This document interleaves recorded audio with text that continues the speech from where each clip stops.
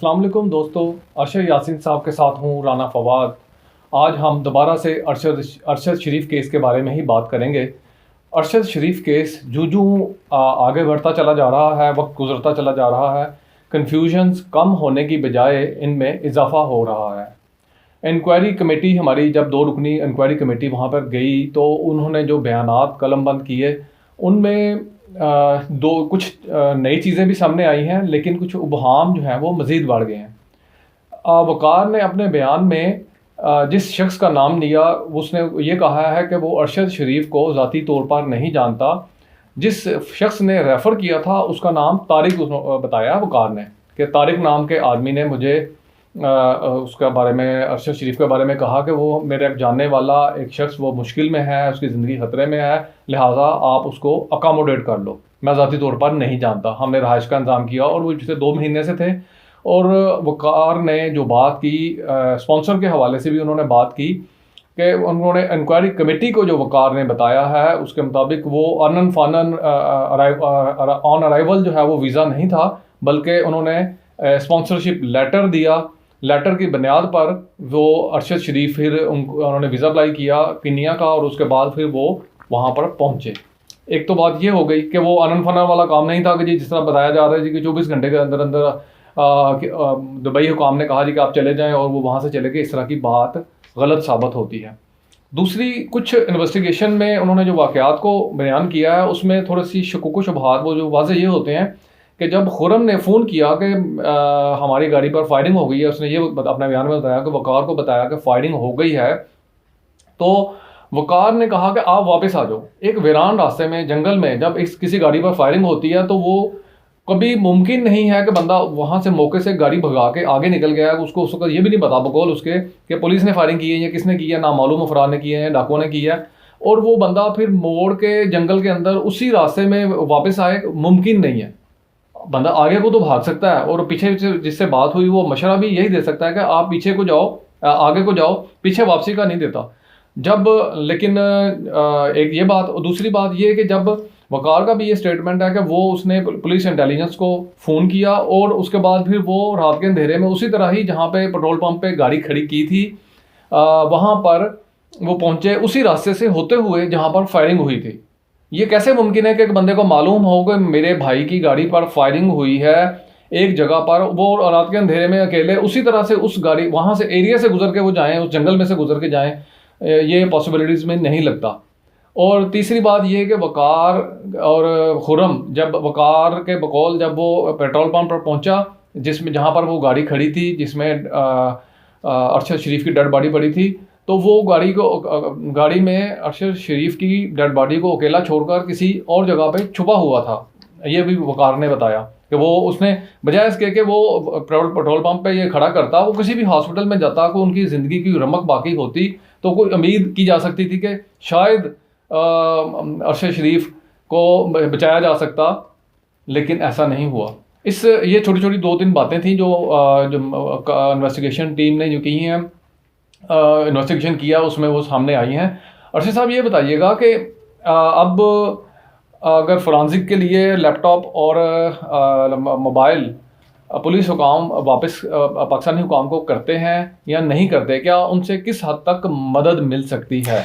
जी राना साहब, बहुत शुक्रिया, आपने बड़ी तफसील से सारी चीज़ें सामने रखी जो अब तक कीनिया की पुलिस और कीनिया में जो मामला चल रहे हैं उसकी तफ्तीश के हवाले से वो सारी चीज़ें सामने आई हैं। यकीनन आपका सवाल इस हवाले से बहुत अहम है और इसी के गिर्द ही सारी बात जो है तफ्तीश की घूमेगी कि उनका लैपटॉप और उसमें जो उनका टेलीफ़ोन है। लेकिन मुझे ख़दशा ये है कि इसमें, क्योंकि इतने अरसे से जब उनका कत्ल हुआ, अरशद शरीफ का कत्ल हुआ, और उसको जिस तरह आपने ख़ुद कहा कि उसको बजाय इसके वो हॉस्पिटल में लेके जाते, उनको तिब्बी इमदाद दी जाती, 30 घंटे, आधा घंटा जो है वो कम से कम रहे गोली लगने के बाद ज़िंदा, तो आधा घंटा तो बहुत होता है, उसमें उनकी जान बचाई भी जा सकती थी, लेकिन उन्होंने ऐसा शायद नहीं मुमकिन था खुदा को, लेकिन वो इस दुनिया से चले गए।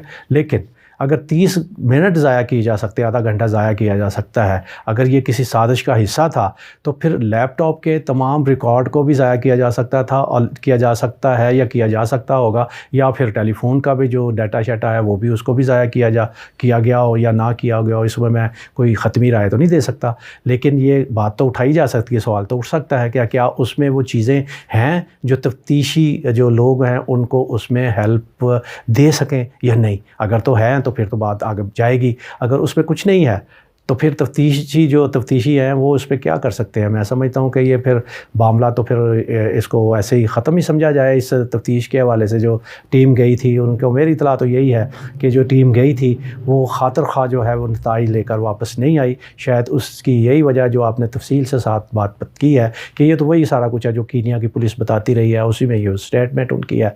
लेकिन बात वही है जो आपने कही कि टेलीफोन और लैपटॉप उसमें से क्या निकलता है क्या नहीं निकलता। अर्शद साहब, कल मरीम नवाज़ ने एक तवील प्रेस कॉन्फ्रेंस की।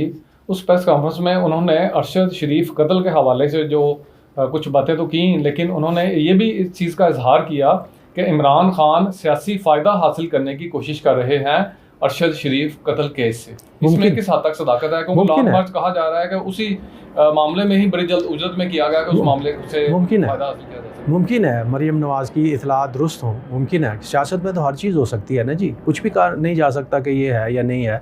वो सियासतदान है, वो कुछ भी कह सकती हैं और ये बात दुरुस्त भी हो सकती है कि इस तरह के मामलात को वो फ़ायदा उठा भी रहे हो। ये भी कहा जा सकता है कि इसमें कोई दूसरी राय भी नहीं है। लेकिन मैं ये समझता हूँ कि मरीम ने जो कहा है कि इसमें ये फ़ायदा उठाया जा रहा है और लॉन्ग मार्च के मल्टीपल मामलात हैं, उसमें बहुत सारी चीज़ों के जो है उसमें जोड़ा जा सकता है। और 7 तारीख़ का जो दिन है जिसको 7 नवंबर आप कहते हैं राना साहब, ये बहुत अहम है। मरीम नवाज़ का अचानक लंदन से जब से वो गई हैं उसके बाद ये अचानक एंटर होना और मुझसे पहले एक दिन मियां नवाज शरीफ का सामने आना, फिर पाकिस्तान के अंदर मुसलसल प्रेस कॉन्फ्रेंसें होना और एक ही एजेंडे पे लॉन्ग मार्च और आर्मी चीफ। और मुझे ये लगता ये है कि 7 तारीख़ जो है इस हवाले से बहुत अहम है और इमरान खान के लिए भी ये अहम है और दूसरे लोगों के भी लिए अहम है। मेरे ज़राए ये कहते हैं कि उस दिन शायद आर्मी चीफ़ के हवाले से कोई फ़ैसला होने जा रहा है जिसकी वजह से इमरान खान भी पूरी तरह मुसलसल सड़कों पे है और प्रेशर रखना चाहते हैं। और मरीम नवाज़ और दूसरे मुस्लिम लीग नून के जो लोग जिनको आप बकौल PTI के रोना धोना शुरू हो गया है, उसकी वजह भी सिर्फ यही है कि उस दिन बहुत अहम फ़ैसला होने जा रहा है। और उसमें मेरे ज़राए ये कहते हैं कि मरीम नवाज़ क्योंकि अपने वालिद के साथ मामलात को चलती हैं लेकर के, नवाज़ शरीफ की जो ख्वाहिश है शायद उसमें कोई रखना सामने आ रहा है जिसकी वजह से उन्होंने ये शोर शराबा डाला हुआ है। लेकिन ये बात जो आपने मुझसे पूछी थी कि मरीम ने ये कहा है, मुमकिन है उनकी ज़राए जो हैं उन्होंने बताया हो, इस पर ये वही बेहतर बता सकती हैं। अच्छा, लॉन्ग मार्च के अलावा जो कुछ चल रहा है उस हवाले से मैं आपसे थोड़ी सी रहनुमाई लेना चाहूँगा। जो कुछ इमरान खान और PTI कर रही है, इदारों के लगता तो यही है कि वो इमरान खान उनके बयानिया इदारों के ख़िलाफ़ या इदारों की सियासत से मुदाखलत के हवाले से है, लेकिन एक सेगमेंट इदारों के ही अंदर उनकी हमायत और रहनुमाई और मदद कर रहा है। इसमें किस हद तक सदाकत है? देखिए राना साहब, पाकिस्तान की तारीख़ के अंदर हमेशा से जब मुझे तो ज़्यादातर जुल्फ़िकार अली भुट्टो के दौर से अब तक के दौर मैंने बड़े करीब से देखे हैं, उससे पहले का तो मुझे अंदाज़ा नहीं है। सुनी सुनाई बातें हैं जो मैंने किताबों में पढ़ी हैं वही मैं कह सकता हूँ, लेकिन जुल्फ़िकार अली भुट्टो से अब तक के मामलात मेरी जो है मैं उसका ऐनी शाहिद हूँ। और ऐनी शाहिद इस हवाले से भी कि ज़माना तालिब इल्मी में मैं एक्टिव हुआ करता था और उसके बाद मैं सहाफ़त में आ गया, इसलिए मेरी मजबूरी थी ये हर चीज़ पर नज़र रखना। इसलिए ये कहना कि ये मामला जो हैं वो यकतरफ़ा ही सारे मामलात होते हैं, ऐसा नहीं होता।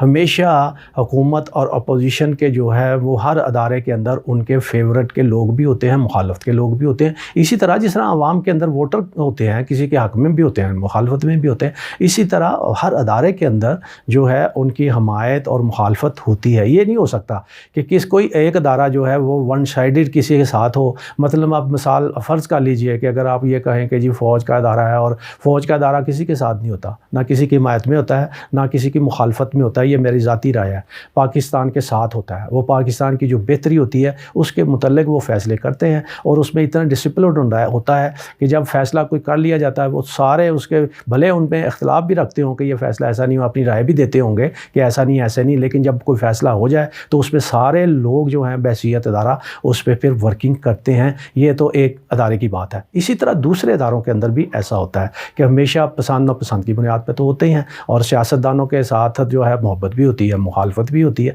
तो ये मैं ये समझता हूँ कि ये अब ये लॉन्ग मार्च है, ये इसमें ये जो तासर मिल रहा है कि कुछ लोग उसमें भी उनके साथ भी होंगे, उसमें साथ भी होंगे, इसमें कोई दूसरी राय नहीं है, यकीनन ऐसा ही है। उनको भी कुछ पसंद करने वाले होंगे, उनको भी कोई पसंद करने वाले होंगे।